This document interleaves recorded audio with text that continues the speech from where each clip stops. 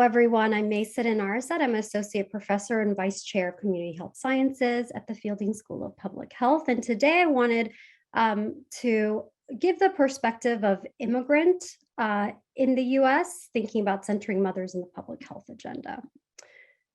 First, a very quick overview of immigrant mothers. In line with the healthy immigrant effect, the most recent data suggests that immigrant women have a lower maternal mortality rate than their US-born counterparts.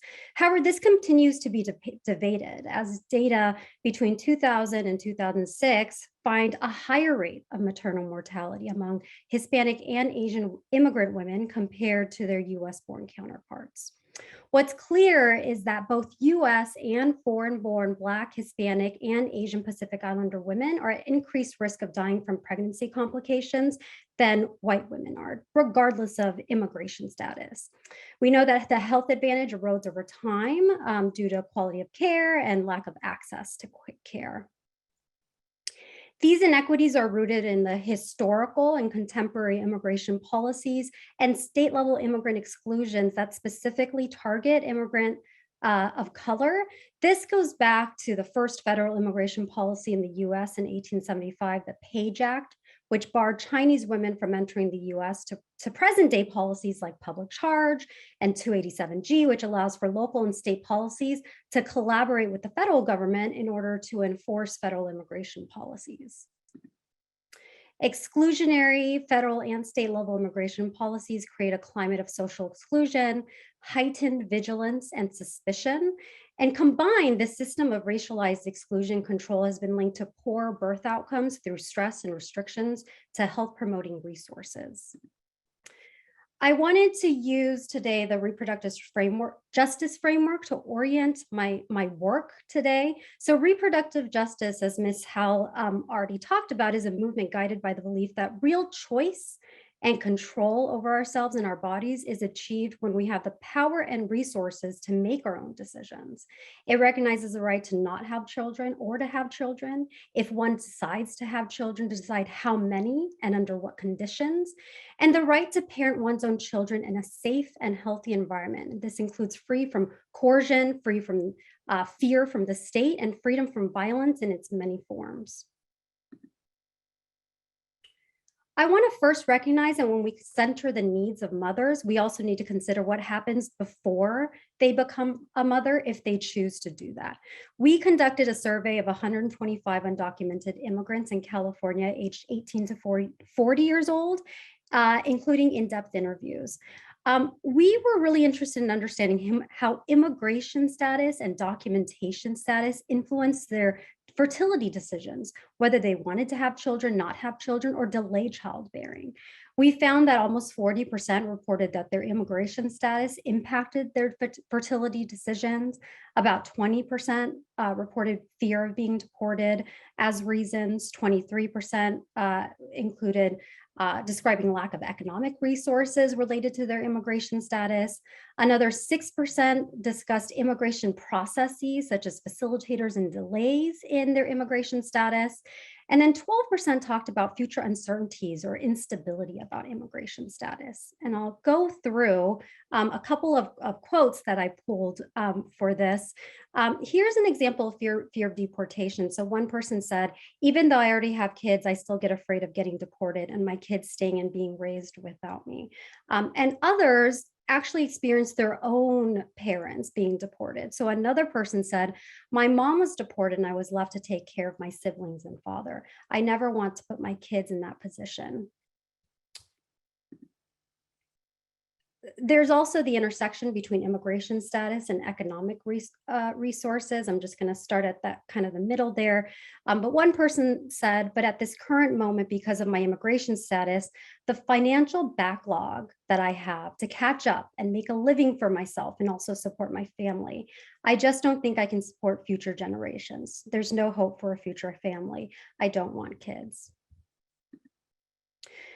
We also had a number of participants talked about the deferred action for childhood arrivals in the tenuous state of DACA right now in the US, that it can go away at any time.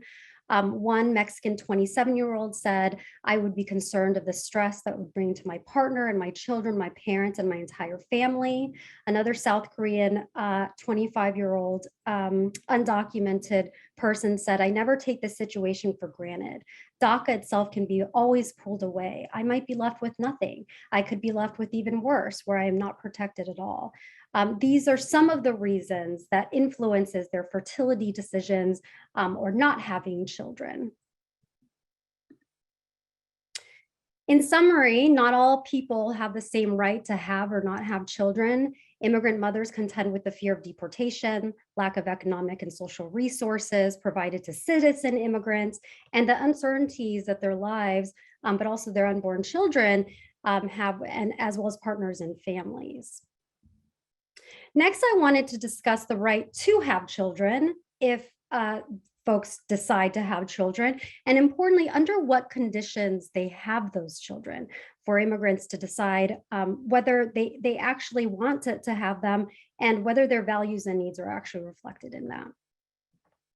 So do all birthing people have the same right to have children and under the conditions they want? So this is a study that I conducted with some colleagues at UCLA, and we analyzed state level immigrant policies and the influence on preterm birth by nativity status. We looked at two independent policy variables. So we were really interested in both criminalizing immigrant policies. So these are policies that create mechanisms of surveillance and immigration enforcement across work authorization, immigration enforcement, and criminal justice system. We also wanted to identify protective factors. So what are the inclusive immigrant policies that grant non-citizen residents access to state institutions across legal, health, social, education, labor, and employment sector? And what we found, not surprisingly, is that inclusive policies decrease the risk of preterm birth for all immigrant women.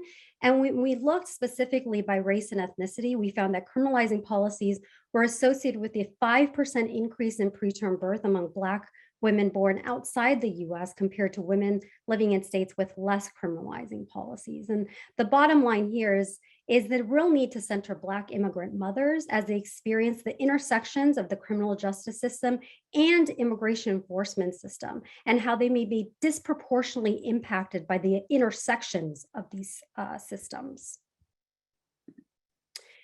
In addition to broader immigrant policies, there's also a need for comprehensive language access during maternity care. Language access is defined as providing individuals with limited English proficiency access to the same services provided to English speakers in their own language. And I have to note that in California and a number of other states, there's laws that mandate translated written materials and interpretation services for spoken interactions at each point in service. And so we really wanted to understand whether, and to the extent that this was true in maternity care settings. We conducted in-depth interviews with Mexican and Chinese immigrant mothers in California to better understand the role of language access in maternity care.